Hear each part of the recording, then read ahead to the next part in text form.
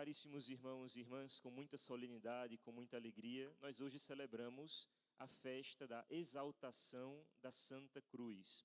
Essa festa ela sempre é celebrada no dia 14 de setembro. Então, a cada 7 anos, essa festa cai num domingo, obviamente. Então, a liturgia precede, inclusive, a liturgia dominical, por ser uma das festas do Senhor que nós temos ao longo do ano litúrgico. É interessante um breve comentário sobre como surgiu essa festa. É um fato interessante que pouca gente conhece. Quando, no século IV, o imperador Constantino ele deu liberdade de culto aos cristãos que viviam até aquele momento sob perseguição, a mãe de Constantino, a Santa Helena, era mãe do imperador, ela então empreende uma viagem, saindo de Roma até a Terra Santa, com o intuito de visitar, ela que era cristã, ela queria então conhecer os locais da paixão de Cristo, da paixão, morte e ressurreição de Cristo.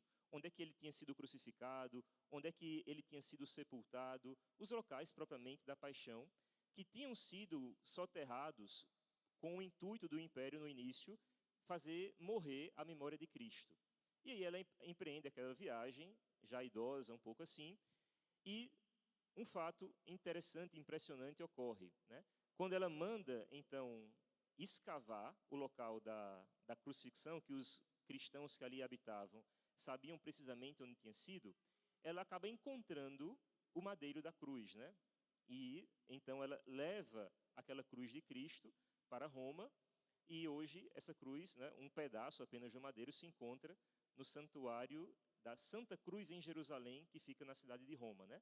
Um pedacinho da cruz que disse, né, a história, que foi encontrado e Santa Helena levou para Roma. Tão impressionante é o fato da cruz de Cristo encontrar-se por essa santa, precisamente naquele momento em que o cristianismo ele começa, então, a revelar-se para o mundo com a liberdade de culto tão esperada pelos cristãos.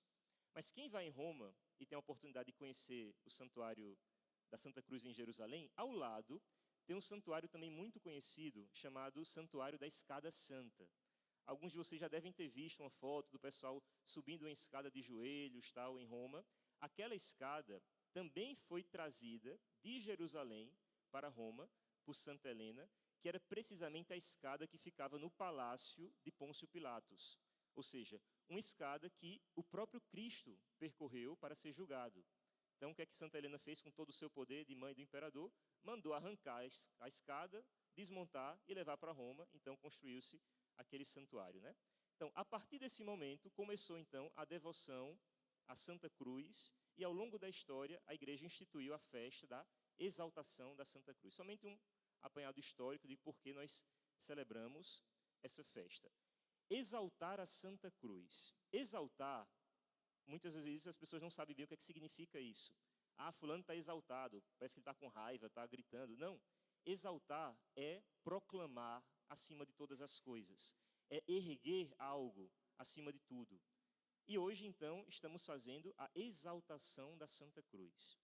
O que é algo impressionante, porque se a gente reflete sobre o que é a cruz de Cristo, a cruz em si, a primeira conclusão que nós chegamos é que a cruz é um instrumento de tortura, criado precisamente para isso, para torturar, humilhar e levar à morte todos aqueles que foram até o madeiro, né? Todos aqueles que foram condenados à pior de todas as mortes do Império Romano, que era a morte de cruz. Quando nós exaltamos então a cruz, nós não estamos exaltando o sofrimento, nós não estamos exaltando a tortura, um instrumento de tortura. Nós estamos exaltando aquele que passou pela cruz. Exaltar a cruz de Cristo é exaltar o maior ato de amor que poderíamos imaginar que a humanidade pôde contemplar um dia, que foi a doação livre da vida de Cristo, que Ele mesmo fez de si no madeiro da cruz para alcançar a nossa salvação. Quando nós escutamos São Paulo dizendo na segunda carta, o resumo de tudo isso, Cristo, existindo em condição divina, Ele é a segunda pessoa da Santíssima Trindade, o Verbo eterno de Deus, que é Deus. Ele não fez do ser igual a Deus uma usurpação, mas Ele esvaziou-se a si mesmo, assumindo a condição de escravo, tornando-se igual aos homens. Por amor a nós, caros irmãos, Cristo, ele saiu dos altos céus para vir ao nosso encontro. E não parou por aí. Não parou quando ele assumiu a nossa fraqueza, a nossa debilidade. Já sofrendo as intempéries do tempo, fome, cansaço, ele não se contentou com isso.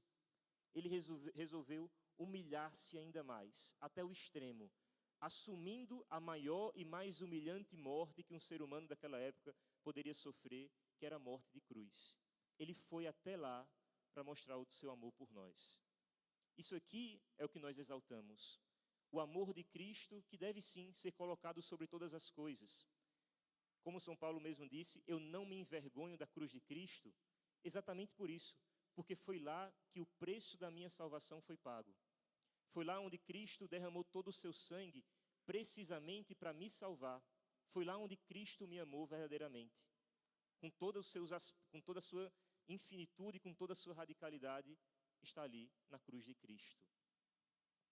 Na Semana Santa, na Quaresma, que é aquele tempo litúrgico que a gente vai insistindo muito, falando da cruz, rezando via sacra, tem muita gente que quando passa a Quaresma, passa a Semana Santa, entrou o tempo pascal, tem muita gente que enterra a reflexão sobre a cruz, enterra a via sacra, não quer nem mais pensar na cruz de Cristo, porque foi algo que ficou no passado. Cristo ressuscitou, então agora é somente a alegria. Esquece esse negócio de cruz. Tem muita gente que pensa assim.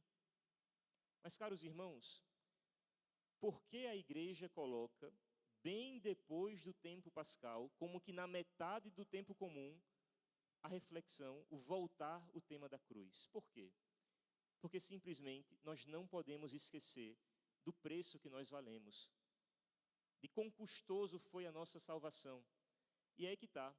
Se eu esqueço da cruz de Cristo, eu esqueço do amor de Deus. Se eu esqueço de tudo aquilo que Ele passou por mim, do que Ele foi capaz de fazer por mim, eu esqueço do amor que Ele tem por mim. Esse é que está o ponto. Precisamos sempre, recorrentemente, olhar para a cruz e ali nós experimentamos, sim, o amor radical de Deus por mim. É uma pergunta que eu sempre levanto nas reflexões, em especial no tempo pascal, tempo da Quaresma, Semana Santa.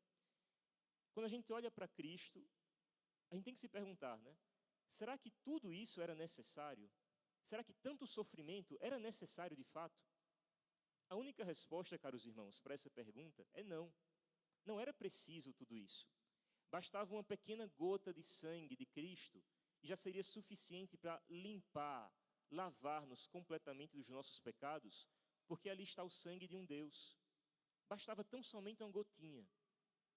Mas é a partir daí, quando a gente começa a entender que não era necessário ir até esse ponto, que a gente começa a entender até onde vai o amor de Deus por nós. O amor, caros irmãos, ele não se contenta com pouco. Não.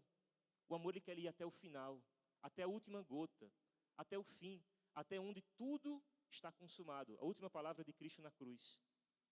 Cristo, ao sofrer por nós, ao deixar-se levantar na cruz, na maior humilhação que poderíamos imaginar, um Deus que se fez homem, não apenas isso, mas se deixou crucificar. Ali a gente começa a entender o preço de cada um de nós.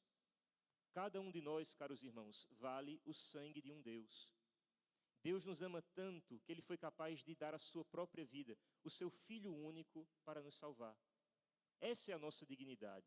Nós valemos o sangue de um Deus. Deus ele nos ama loucamente. Esse é o único advérbio que poderíamos empregar. Deus ele morre de amor por nós e Ele quer nos salvar. E para isso Ele morreria 1000 vezes novamente, fazendo tudo aquilo que Ele passou para salvar cada um de nós. Na Sexta-feira Santa, a gente tem aquela oportunidade de levantar-se, fazer aquela grande fila no meio, em que nós chegamos frente a frente com o crucificado, podemos ali tocar, beijá-lo. A igreja faz isso para que a gente experimente aquela mesma sensação que São Paulo experimentou e ele escreveu em uma de suas cartas. Paulo, em um determinado momento da sua vida, ele disse o seguinte: Cristo, ele me amou e se entregou por mim. Ele olhou para a cruz de Cristo, o ato salvífico de Jesus, o sacrifício dele, e ele pensou, foi por mim, especificamente. Os meus pecados, as minhas fraquezas, Cristo, Ele quis morrer por mim. Nós temos que fazer esse exercício, porque muitas e muitas vezes nós achamos que Deus, Ele olha a humanidade como que num geral, a humanidade sem rosto e sem nome, como se Ele não tivesse morrido para mim, mas para os santos, para aqueles que são melhores do que eu, que Cristo nem liga muito para mim. Paulo, ele encontrou a resposta. Cristo, Ele morreu por mim. É por isso que eu volto.